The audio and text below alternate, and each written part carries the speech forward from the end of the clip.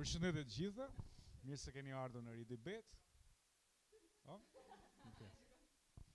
E fillojmë çak 1 2 3 4. Mirë, përshëndetje të gjithëve, mirë se keni ardhur në Ridibet, në edicionin e 9 të kampionatit kombëtar të debatit. Ndodhemi në qytetin e Tepelenës për të filluar debatin e radhës, që sheh në këtë përballje shkollën Abbas Shehu nga Tepelena, një duar tërkitje për skuadrën. Dhe përballë tyre do të kemi shkollën Sami Frashi nga Përmeti, një duar tërkitje për ta. Ky është debati i radhës që ne zhvillojmë përse i takon fazës rajonale, fazë e cila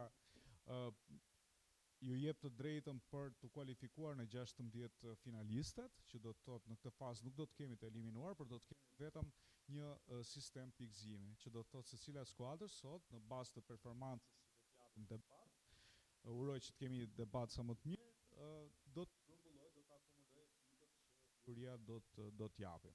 Secili nga anëtarët e jurisë vlerëson bazë të kritereve të vlerësimit, por nga ana tjetër vlerëson edhe me 100 pikë maksimalisht secili prej tyre, që do të thotë 300 pikë është totali.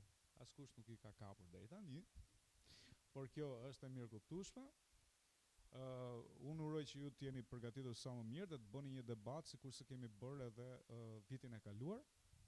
Nga njëra nga skuadrat, të dyja skuadrat kanë qenë në fazën eliminatore, që do të kemi bërë një performancë mirë. Ndaj ju uroj shumë suksese, por mbi të gjitha dua të prezantoj ata që do të bëjmë vlerësimin sot. Qamile Caca, asistent pedagoge në Fakultetin e Shkencave Sociale, një nga gjykatësit tashmë e konsoliduar edhe pjesë e formatit prej disa vitesh. Gjithashtu Glingjet Malli, pjesë e Bashkisë Tiranë si antar i Këshillit Bashkiak, dhe Eliverta Muço që vjen nga organizata Liburnetik për të 9 vit radhasi në trupën e gjykatësve. Mirë. Për ata që nuk më njohin, unë jam Niko, për të gjithë, Krishtin Klako, drejtuesi i organizatës Liburnetik, edhe i 9 vit që edhe unë jam pjesë e këtij formati dhe që e bëj me shumë dëshirë dhe me dashuri. Sikurse i kemi falendëruar të gjithë, unë do të falenderoj ata që bëjnë të mundur realizimin, pra mbështetjen financiare të këtij projekti në këtë edicion të 9, që është Agjencia Kombëtare e NIS dhe AMSHC. Dhe nga ana tjetër dua të falenderoj edhe mësuesit tuaj që ju kanë sjellë deri në këtë vit, në këtë edicion të 9. Kështu që një duar tërkitje dua edhe për to.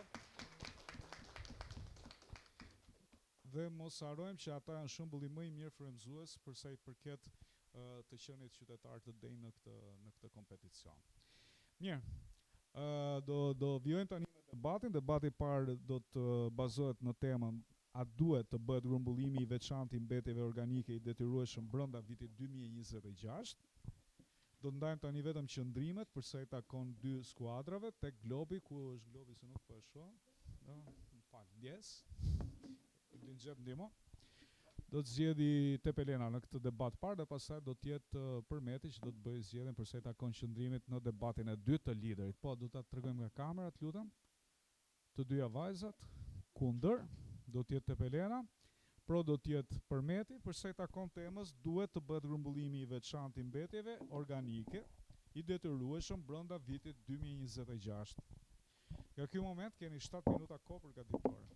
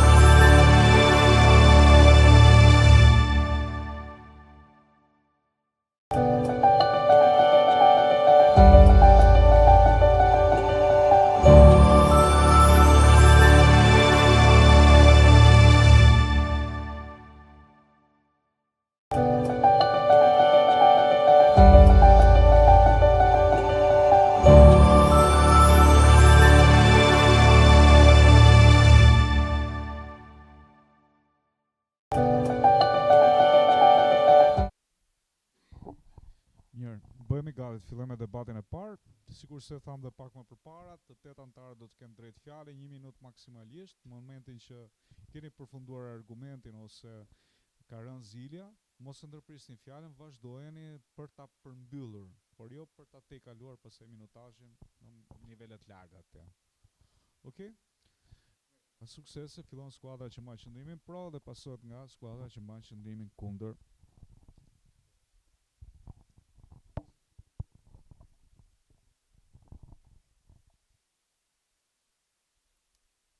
Të nderuar antar të jurisë dhe bashkëmoshatar, unë quhem Vesa Jaçe. Grupi jon dhe skuadra jon mbron qëndrimin se grumbullimi i biombetjeve duhet të bëhet i detyrueshëm deri në fund të vitit 2026.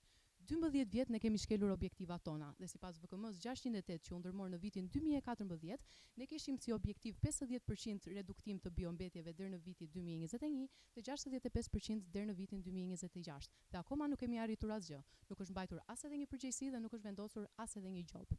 Atëherë unë jap një alternativë se si mund ta bëjmë të mundur ne këtë për vitin 2026. Do fillojmë në qershor me gjeneratorët e mëdhenj, do e bëjmë të detyrueshme për ta. Më pas do vazhdojmë në shtator me 5 bashkitë më të mëdha dhe më pas kemi për të vendosur gjoba 5000 lekë të reja për çdo individ që kapet duke hedhur biombetje në kosha normal. Atëherë, se ne ka thoshte, teksa ne vonohemi, jeta ikën. Dhe ne 12 vite vonuam. Do ju drejtoj një pyetje. Edhe sa vite pretendoni që do ju duhen? Faleminderit. Përshëndetje, unë jam Gloria Kristo, antare e Gjimnazia Basho nga klasa 11A. Nuk bie dakord me mendimin tuaj për arsye sepse ne kemi infrastrukturë tepër të dobët dhe viti 2026 përfundon për vetëm 9 muaj dhe është një kohë tepër e shkurtër për të arritur këtë synim. Në Shqipëri, rreth 76% e mbetjeve organike përfundojnë në landfill, që është një përqindje tepër e lartë për një vend të vogël si vendi ynë dhe një përqindje prej 18% riciklohen, që në raport me Bashkimin Evropian, kur rreth 3 herë më shumë kanë riciklim më të lartë se ne shikojmë se një objektiv të parealizueshëm.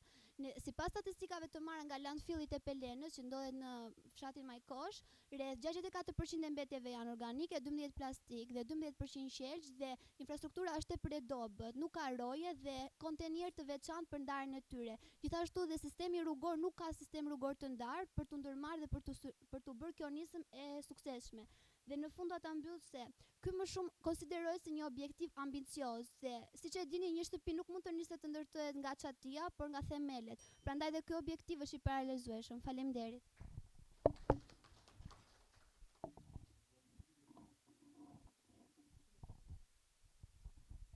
Përshëndetje, unë quhem Klane Biaj e dëgjova me kujdes qëndrimi që mbani kundër kësaj teme, por sigurisht që kundërshtoj atë.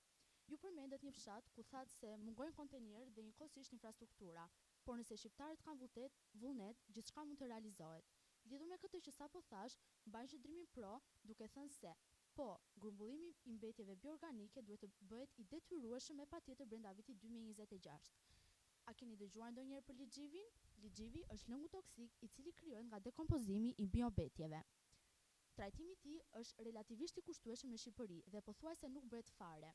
Ky fenomen është shumë i rrezikshëm për mjedisin ton, sepse shkakton ndotjen e ujrave nën-toksor, që na ofrojnë ne ujë të pijshëm, zhvillimin e ekonomisë buqësore dhe tepër dobi të tjera. Duke klasifikuar biombetjet, ne ulim koston e trajtimit të ligjivit. Faleminderit.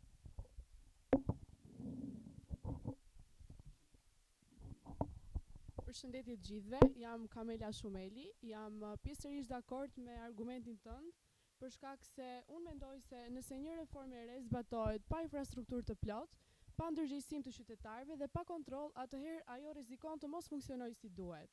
Kur qytetarët shohin se një reformë e re nuk zbatohet në praktikë, për shembull, në shtëpi mbetjet ndahen, ndërsa në kamionin e mbetjeve përfundojnë sërish të përzjera, ata mund të humbin besimin tek institucionet dhe te politikat mjedisore. Kjo e bën më të vështirë zbatimin e reformave të ardhshme. Sipas Instat, në Shqipëri riciklohen vetëm 18% e mbetjeve, ndërsa 76% përfundojnë në landfill. Kjo tregon se infrastruktura është ende e kufizuar. Prandaj, nëse bëhet detyrim që mbetjet të ndahen pa rregull, pa ndërgjegjësim të plotë të qytetarëve, atëherë shanset që reforma të dështojë janë të larta dhe kjo do të ulë besimin e qytetarëve dhe te reformat publike.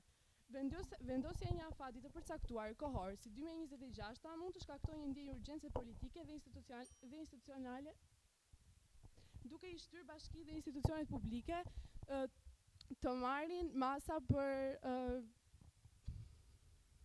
për riciklimin e mbetjeve.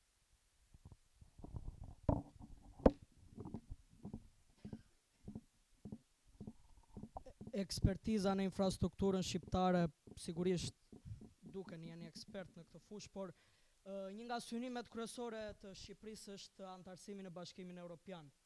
Një nga kushtet kryesore për antarësimin në Bashkimin Evropian që nga viti 2023 është bërja detyrueshme e mbledhjeve të mbetjeve bioorganike.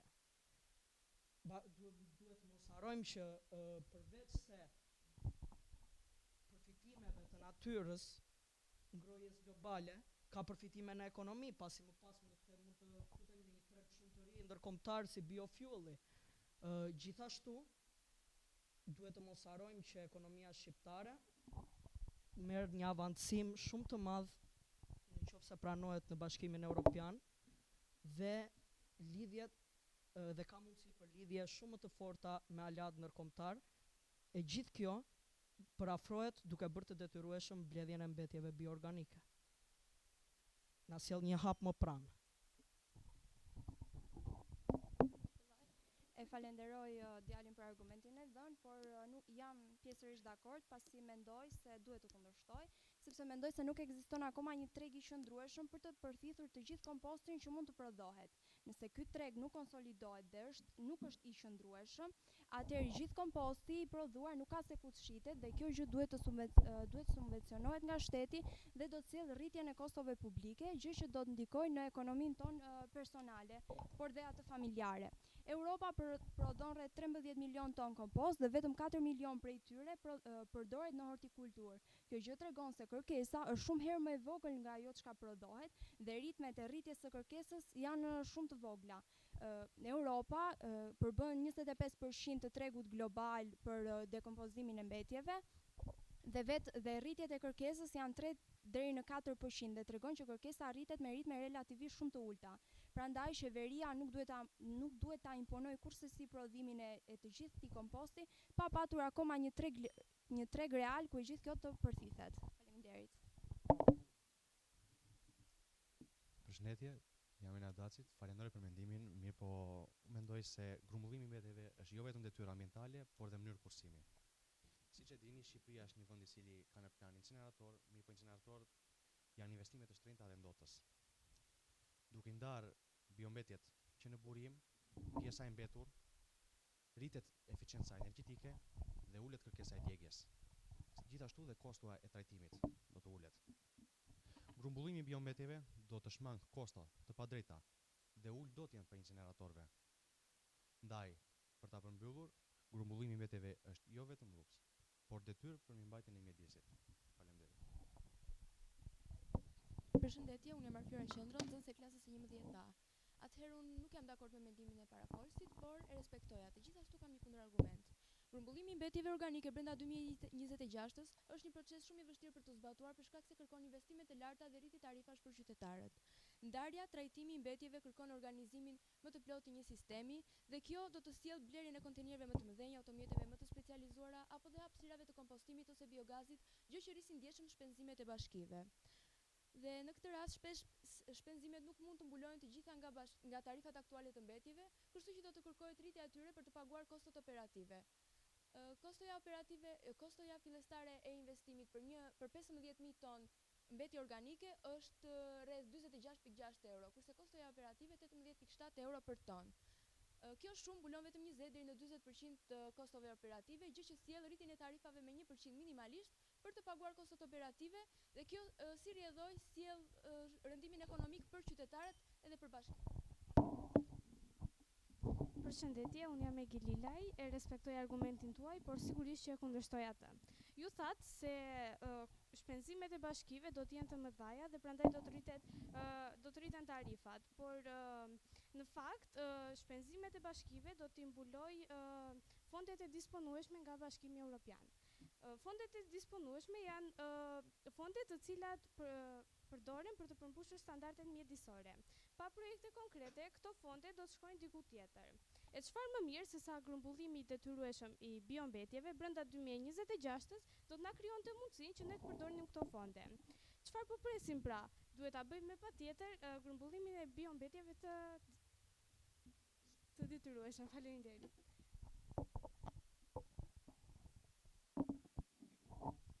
Përshëndetje, unë quhem Nevisa Dalani, jam nxënëse e klasës së 10B. E respektoj shumë mendimin e Gosës, por e kundërshtoj atë, sepse nëse biombetjet përzihen me materiale të tjera si qelçi, plastika ose kimikate, atëherë komposti bëhet i papërdorshëm për bujqësi. Impjantet e kompostimit duhet të investojnë më shumë për të larguar këtë ndotje. Në Shqipëri, domethënë sipas Agjencisë Kombëtare të Mjedisit, në Shqipëri prodhohen rreth 1.5 milion mbetje organike, por 80% e tyre janë të papastra. Dhe në disa zona urbane në Shqipëri mbetjet organike arrin 20%, në disa vende mbetjet ushqimore arrin deri në 10%. Faleminderit. Përshëndetje, unë jam Alta Hyseni. Ju dëgjova mirë ty dhe argumentin tënd, por mendoj se argumenti juaj është kundërshtuar mjaft mirë nga debatuesit e skuadrës time, ndaj pa humbur kohë po vazhdoj të jap argumentin tim. Mendoj se detyrimi i grumbullimit të biombetjeve dhe kompostimi i tyre do të nxjisë zhvillim dhe inovacion, sepse kur diçka bëhet e detyrueshme, tregu do të detyrohet të reagojë dhe kompanitë do të krijojnë më shumë kosha të veçantë, do të prodhojnë më shumë qese të biodegradueshme dhe do të krijojnë sisteme komposti për shtëpitë. Dhe për ta përmbyllur, unë e shoh këtë detyrim si një mundësi zhvillimi dhe jo si një problem për vendin tonë. Përshëndetje, unë jam Sabina Zia, jam nxënëse klasës së 10C dhe argumenti im është që grumbullimi i mbetjeve brenda 2026-s është një zgjidhje e pamundur. Për shkak të afatit dioides, ne mund të përdorim modelin pilot, standardizimin dhe më pas grumbullimin pas 2026-s, që është një zgjidhje më e mirë. Ne dimë që biombetjet zën pjesë më të madhe të mbetjeve. Ato janë 57% dhe shumica prej tyre depozitohen në landfill për shkak të mosndarjes. Në Shqipëri në 2024 u prodhuan rreth 862.000 ton mbetje dhe vetëm 18 deri 19% u ricikluan, që është më pak se mesatarja e BE-s, ndërsa në nivel evropian mbetjet zën më pak se 37%, sepse ata kanë infrastrukturë dhe financim shumë më të madh. Në BE prodhohen çdo vit 118 dhe 138 milion ton biombetje, por megjithatë vetëm 40% riciklohen, sepse ata kanë infrastrukturë dhe financim shumë më të madh. Pra, grumbullimi duhet të bëhet, por pas 2026-s. Përshëndetje, unë jam Eleni Qirollari, ja dëgjova me vëmendje argumentin tuaj, por e kundërshtoj atë duke thënë se nëse ne do të krijojmë implante, çdo gjë mund të zgjidhet. Atëherë, a e dini se çfarë pengon zhvillimin e bujqësisë organike në Shqipëri? Mungesa e plerave të certifikuara. Fermerët tanë duan të prodhojnë lëndë organike, por plerat janë shumë të shtrenjta dhe toka po varfërohet dita ditës. Këtu hyn detyrimi i grumbullimit të biombetjeve.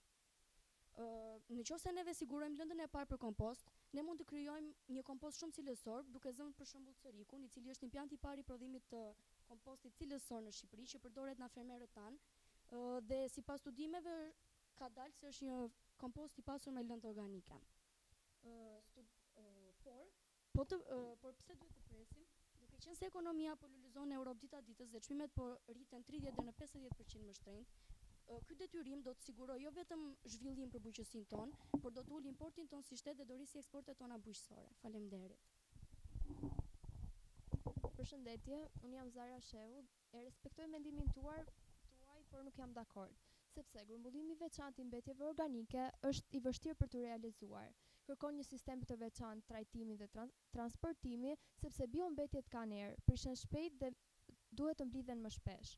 Në Europë prodhohet rreth 60 milion ton biombetje ose 130 kg për person.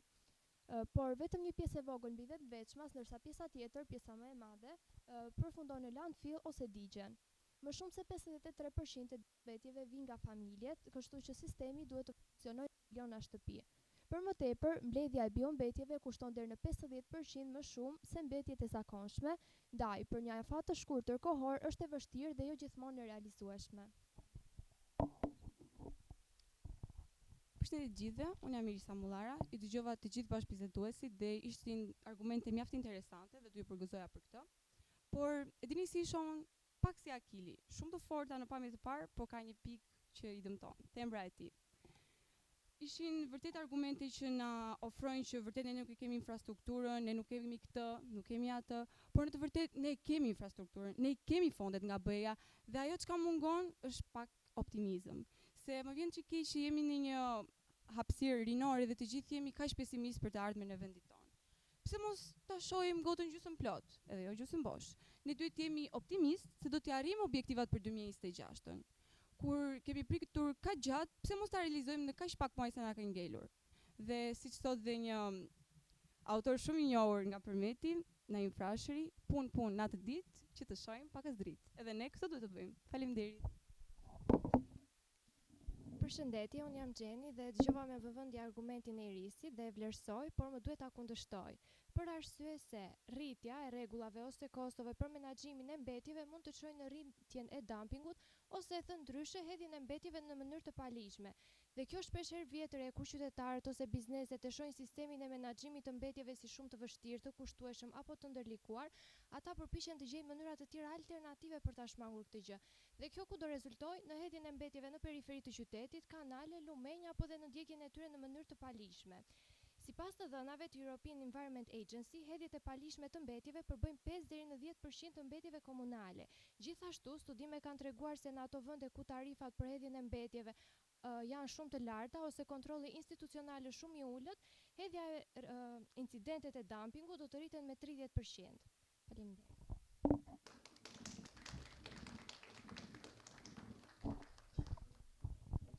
Mirë, faleminderit dyja skuadrave për përgatitjen. Edhe koha ka mbaruar, do të thotë që e keni shfrytzuar më së miri.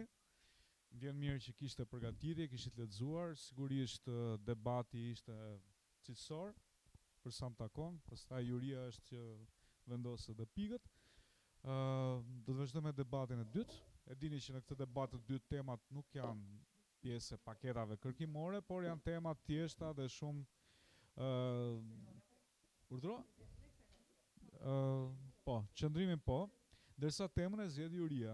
Kush ka ngelur pa zgjedhur sot? Mirë.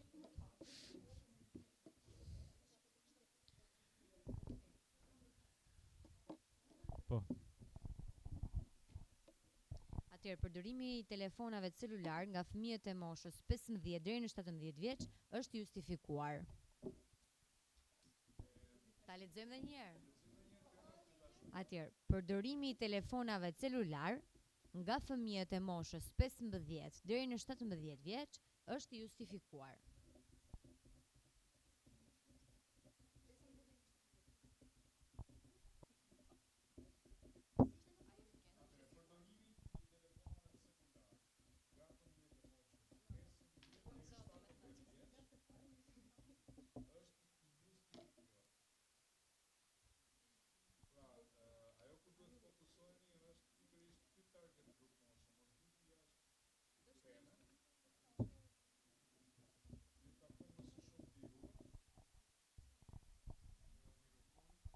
Zgjedhim tani edhe qëndrimin që do të mbajnë skuadrat, ose më saktë 2 lideret, përfaqësuese të skuadrave. E tregojmë nga kamera. Kundër do të jetë Abbas Sheu dhe pro do të jetë Sami Frashi. Ju lutem më kujtoni pak emrat e vajzave që do të jenë lidera. Gloria.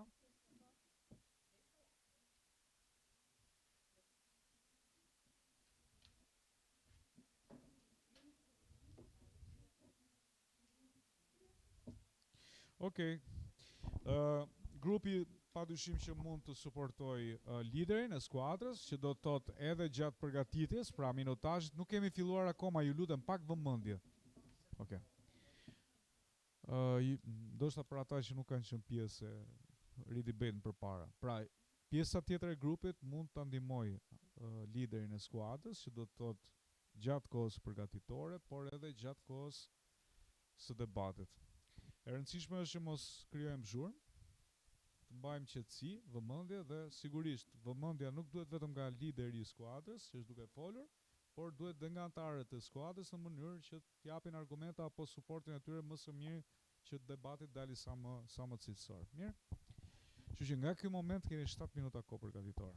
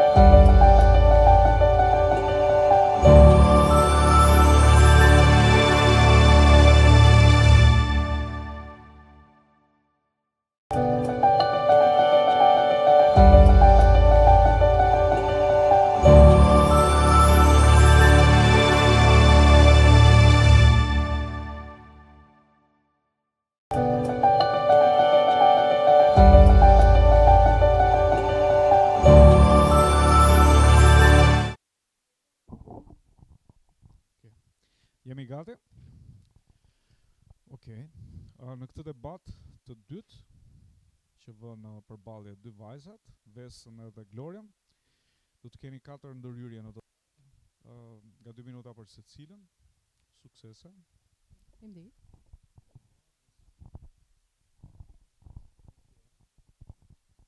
Përshëndetje. Siç edhe u prezantova më parë, unë quhem Vesa Jaçe. Doja të flisja pak për temën. Tema është vërtet aktuale, por komplet vërtet aktuale dhe mendoj se është një temë që të gjithë kemi mjaftueshëm informacion për të ndihmuar liderin dhe lideri në vetvete. Besoj se ka pasur shumë informacion për këtë temë sepse preket në përditshmëri. Unë nuk do e quaja përdorimin e telefonave të justifikuar, do e quaja primare, do e quaja si një nevojë komplet të justifikuar dhe më tepër që duhet ta kemi gjithmonë në xhep një mjet të tillë që është një mrekulli teknologjike. Atëherë si fillim dua të theksoj se ju mund të thoni se nxënësit e përdorin kryesisht telefonin dhe celularin për le të themi distractions. Atëherë unë do qëndroja pak që 87% e individëve që përdorin telefonin sipas Pew Research në 2022 e përdorin telefonin në mënyrë edukative.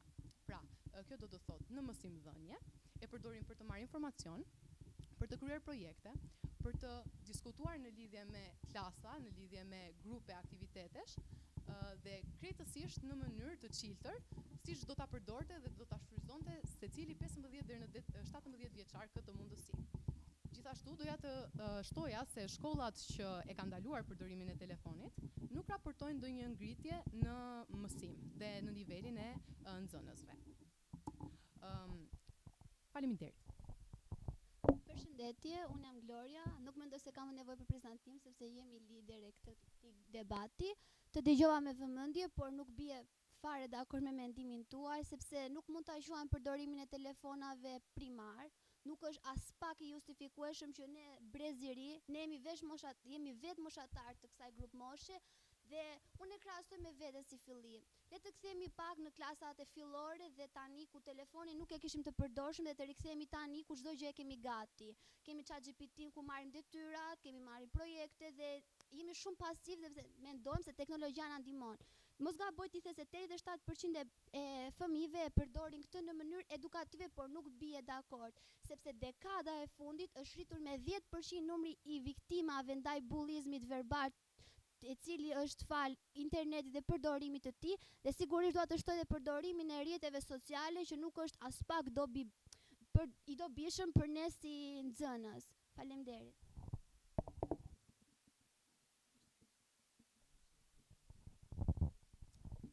Atëre dëgjova disa pika që ju thatë, fillimisht dëgjova se si ju e saktonit si harxhim kohë celularin dhe gjithashtu dëgjova edhe mënyrën që folët për celularin sikur të ishte armiku jon. Nuk është fare kështu. Celulari nuk është armiku jon. Madje do e cilësoja si çdo mjet tjetër që mund të përdoret keq nga përdoruesit, është mënyra që përdoruesi zgjedh ta përdorë, është shumë e rëndësishme. Pra ne mund të kemi një thik dhe mund ta përdorim për të prerë bukën ose mund ta përdorim për të lënduar dikë. Kjo tregon që thika po është mjet i dëmshëm në atë rast, por arsyeja primare që ekziston është për të ndihmuar për të prerë bukën, për të prerë frutat dhe për të gjitha arsyet kulinare që ju mund të doni ta përdorni. Atëherë, folët për mediat sociale si kishin një impakt të keq. Përsëri nuk bie dakord edhe te kjo pjesë, sepse le të marrim një situatë ku kemi të afërm të cilët kanë lëvizur dhe kanë emigruar jashtë shtetit. Këta të afërm duhet të mbajnë kontakt me njëri tjetrin. Telefoni celular na lejon që ta kemi këtë mundësi. 15 deri në 17 vjeçarët duhet të kenë aftësinë për të komunikuar edhe me njerëzit jashtë, pavarësisht sa larg janë. Gjithashtu unë doja të theksoja se telefoni na jep kaq shumë mundësi. Një prej këtyre Very Debate, sepse në momentin që na u dërguan paketat, na u dërguan përmjet celularit. Në momentin që ekzistojnë disa grupe, biles WhatsApp-i, të cilat ti mund të hysh dhe ata japin, le të themi, mundësi pune, mundësi internshipesh, që nëse ti je interesuar të aplikosh, mund të aplikosh dhe të marrësh eksperiencën që ti do. Faleminderit. Atëherë të dëgjova me vëmendje, por ti the që Ridebate dhe shumë organizata të tjera ofrojnë këto mundësi dhe the përdorimin e telefonit ku ne marrim shumë dobi.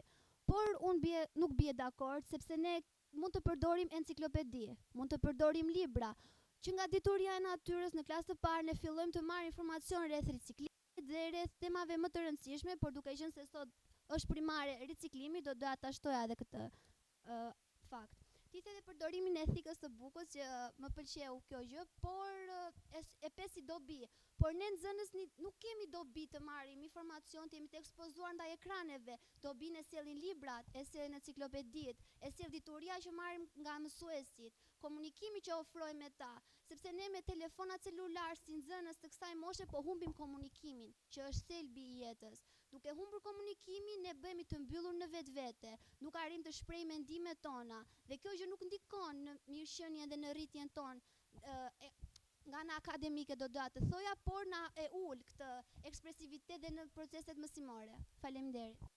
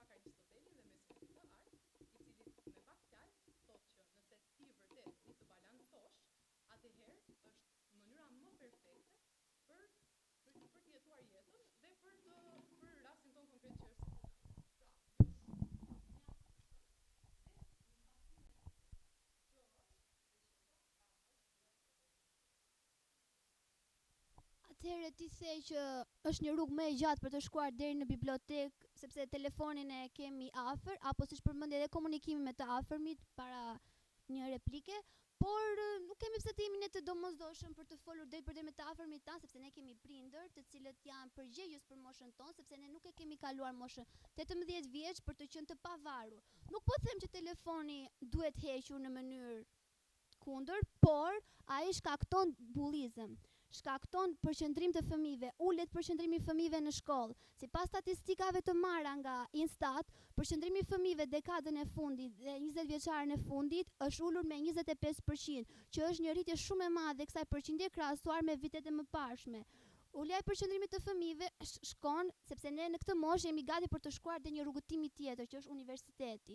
Por duke qenë se ne nuk marrim bazat, tani që jemi në gjimnaz, si pjesë e kësaj grup moshe, atëherë ne nuk do t'ja dalim dot në të ardhmen tonë, nuk do të kemi bagazhin e dur të informacionit për ta përdorur.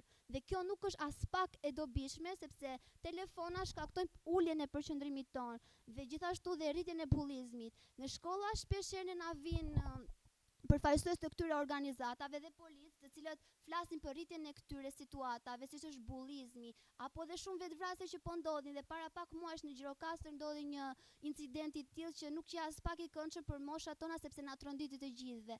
Dhe këtë gjë shkaktoi pikërisht përqendrimi nga, më falni, domethënë ekspozimi në rrjetet sociale dhe në ekran. Faleminderit.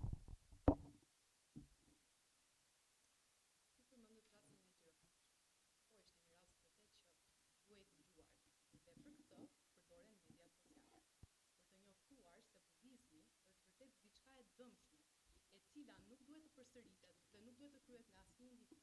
Mendoj se media sociale këtu kanë qenë viktimësit më të madh për të hapur një mesazh shumë të qartë që turizmi është i gabuar. Dhe me aq sa kam qenë unë informuar dhe me aq sa është vërtet ashtu, turizmi nuk ka ndodhur në media sociale, por në institucionin shkollor. Atëherë unë dua të bie dakord me diçka që the ti. Telefoni dhe celulari duhet të duhet të kontrollohet, duhet të vendosen aplikacione të cilat menaxhojnë kohën, që mos të kalojnë në një përdërim të dekaluar, dhe doja të qëndroja dhe pak në një situatë të vogël që më besoj se do të bëj pak më empatike për përdorimin e telefonave. Atëherë le të mendojmë pak për një vajzë nga Rrethë, e cila shkon në Tiranë dhe në momentin që shkon në Tiranë, në një vend aq të digitalizuar tashmë, përveç se duhet të mësohet me një jetë të re, me mënyrën si funksionon Tirana për të studiuar, atëherë ajo duhet të mësohet edhe me një mjet i cili duhet tashmë të ishte perfeksionuar dhe të ishte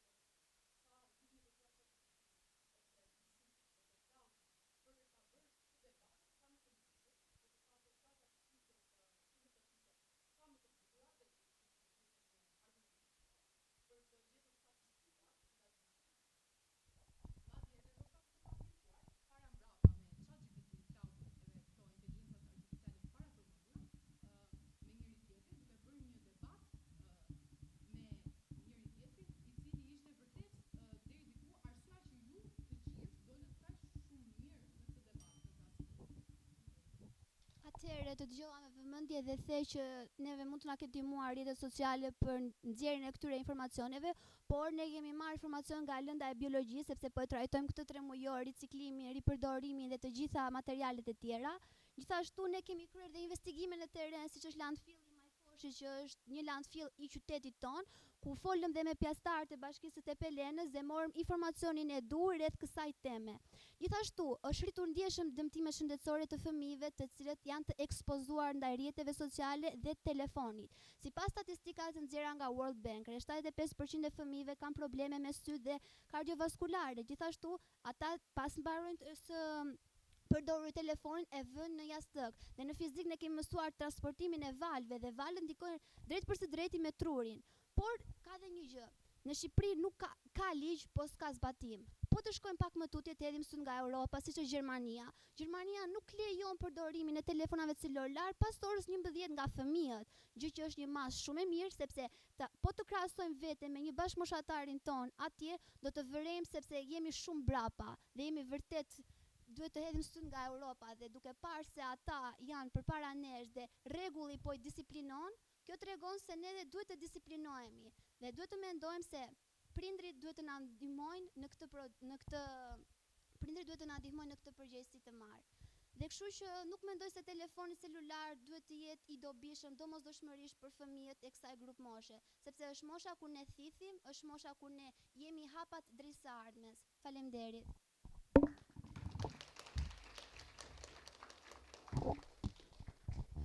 Mirë, faleminderit dyja vajzave. Është momenti që juria të diskutojë me njëra tjetrin për të vendosur edhe pikët. Do të shihemi pas pak. Doni dilni jashtë? Okej. Do qëndrojmë këtu.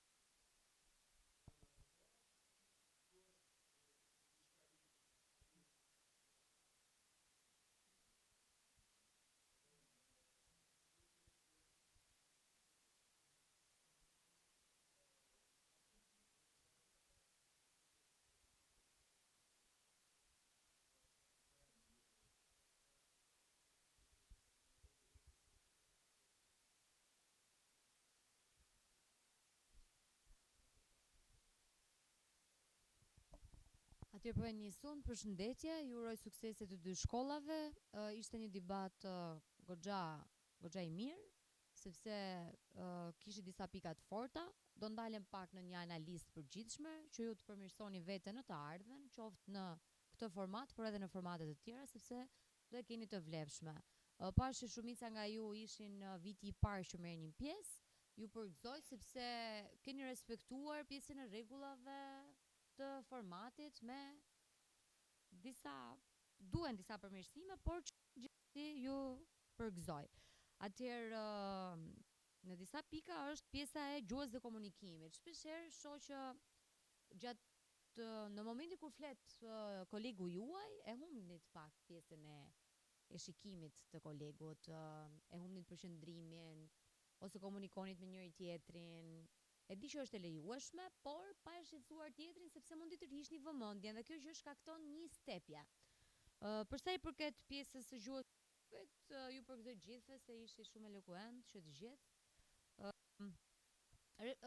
Në debatit e kishit, por duhet, siç e thash edhe një herë, duhet të jeni pak më të tërhequr, sepse mund të shkaktoni pjesën e tërheqjes së vëmendjes, pjesën e humbjes së argumentit.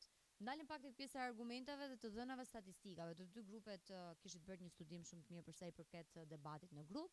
Të dy grupet ishin shumë mirë në debatin në grup.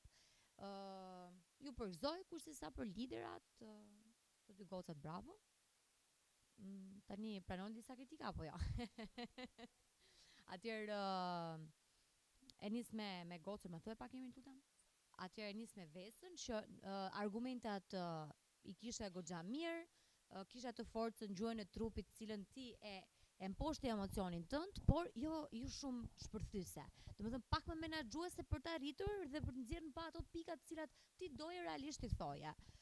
Kurse për vajzën tjetër mund të them që qetësia jote është shumë e mirë sepse kjo gjë të bën që të flasësh në mënyrë elokuente dhe ta dëgjosh, ishe një dëgjuese shumë e mirë përkundrejt argumentave të Vesës, edhe pse edhe Vesa kishte të njëjtën gjë. Kështu që ju uroj suksese, shpresoj që në vazhdim ti merrni parasysh këto kritika, këshilla nga ana jonë për të përmirësuar, sepse fazat e tjera janë goxha dhe më të forta dhe duhet ta kuptoni këtë gjë. Faleminderit. Mirë, po them edhe unë dy fjalë. Në fakt, kur është debati i drekës, edhe që zakonisht trupi është çik më i lodhur e kështu, do duhet patjetër të jetë debati shumë i mirë që ne të kemi edhe energjinë më të mirë. Që fakti që ne kishim energji të dëgjonim shumë me detaje se cilin prej jush tregon që debati i parë, edhe debati i dytë, ne na mbajti të vëmendshëm për secilin argument që ju përdorë. Un kam disa kritika që mund t'ju shërbejnë për përmirësim në vazhdim. Spari te debati i grupeve i ekipeve do të theksoja që debati është një lojë. Pra ne futemi në rol, jemi në debat, do mbrojmë një qëndrim që mbase se besojmë si qëndrim, po na duhet na ra proja, do jemi pro. Dhe si çdo lojë, edhe debati duhet ketë disiplinë. Kështu që unë më mungoj pak disiplina te ekipi i Përmetit. Në sensin që ishin pak shpërqendruar, domethënë është kjo që tha edhe Mili përpara meje që nuk ishit shumë të vëmendshëm, ndoshta të rriqnin çik vëmendjen e kundërshtarit. Paktën unë si gjyqtar 2-3 herë më të rroq vëmendja që pash që lëviznin letrat ose kishte pak zhurmë, kishte çik batut edhe në momentin që po fliste kundërshtari. Kështu që evitojeni, është e nevojshme që të jeni më kompakt në dëgjimin e kundërshtarit.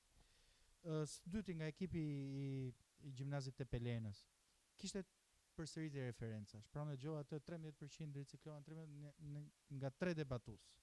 Kështu që mundoni që mos ta përsërisni se mesazhi humor që të folsi i parë. Nuk është e nevojshme vetëm nëse rikthehet si le të themi pyetje, formë pyetje nga kundërshtari, atëherë mund ta rikthejmë. Po është e panevojshme kur thjesht do ta mbushim, më mirë nuk themi referencë, sesa ta themi 3 herë një referencë. Edhe një kritik për ekipin e Përmetit, e Tepelenës, më falni.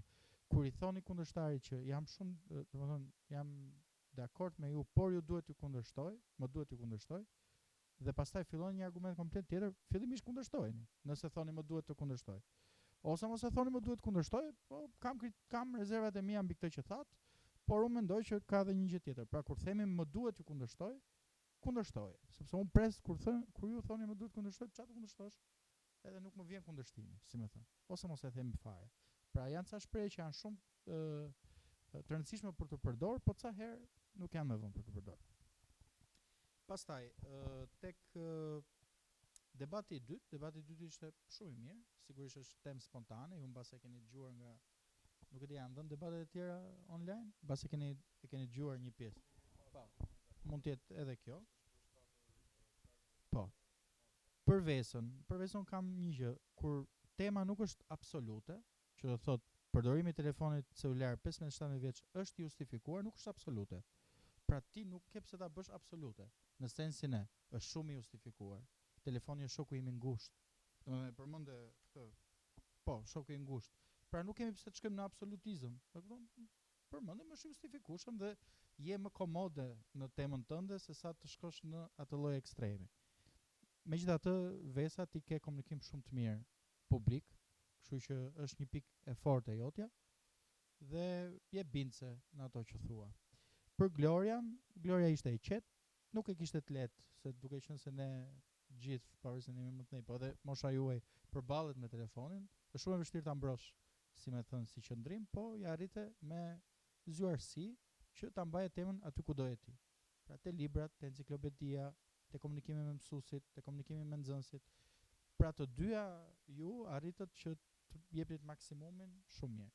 Megjithatë, për faza të tjera do duhet që të punoni çik më shumë edhe me grupin, nivel grupi, po edhe individualisht që jeni të paktën të merrni parasysh këto që ne ju thamë. Në vijat përgjithshme debati ishte shumë i mirë, unë shpresoj që t'ju shoh fazën tjetër të dyja ekipeve, po kjo do varet edhe nga vlerësimi i debateve që kanë qenë ose që ne na presin. Shumë urime dhe shumë suksese. Mirë. Unë premtova që nuk do flisja, po nuk më mban vendi, kështu që do them dy fjalë. Ju pash që u demoralizuat. Kjo e gjithë ky diskutim dhe e gjithë ky diskurs që bëjmë ne është për t'ju dhënë një shtys që të vini akoma më mirë në Tiranë. Nuk është e lehtë. Mbi të gjitha përzyshat besoj se nuk ka qenë fare lehtë që të merren me dy grupe që përkohësisht më thatë që nuk kishit qenë ndonjëherë në debat, vetëm nga ana e Përmetit kemi dy gocat që kanë qenë, kështu që i përgëzoj zyshat, është një punë shumë e mirë.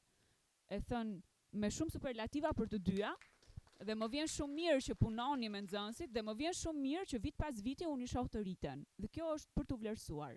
Nuk është e lehtë, por besoj se keni bërë një punë të mirë. Thën këtë, unë që të ndalesha vetëm në dy nga gjithë argumentat që u sollën sot, nga dy djemt e Përmetit, më keni pëlqyer vërtet shumë. Sollën dy argumente që ishin shumë bindse dhe i dha të ekipit tuaj pikët shumë të larta. Kështu që e vlerësoj, ishin dy djem vërtet përgatitur dhe shumë të mirë. Nga skuadra e Tepelenës, vajzat sollën goxha argumente, por siç e thanë edhe parafolësit, mundohemi të mos përsëritemi. Kjo do ju vlej shumë për pjesën e Tiranës. Thën këtë, ju uroj shumë suksese, mos u demoralizoni, punoni dhe pikët janë.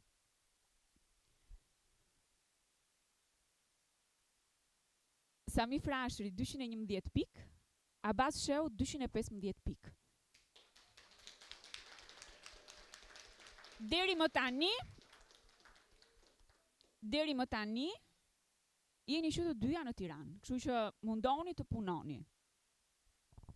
Suksese! Mirë, faleminderit të dyja skuadrave, faleminderit që ishit me ne. Sikur se e thanë edhe pjesa e juris, ka nevojë për akoma më shumë punë, sepse faza e Tiranës për kë e ka provuar është vërtet e fortë, kështu që duhet vëmendje dhe pak më qetësi, merrni pak më shtruar, mundohuni të jeni sa më të përmbajtur, sidomos ti. Mirë, faleminderit. Kalofshi.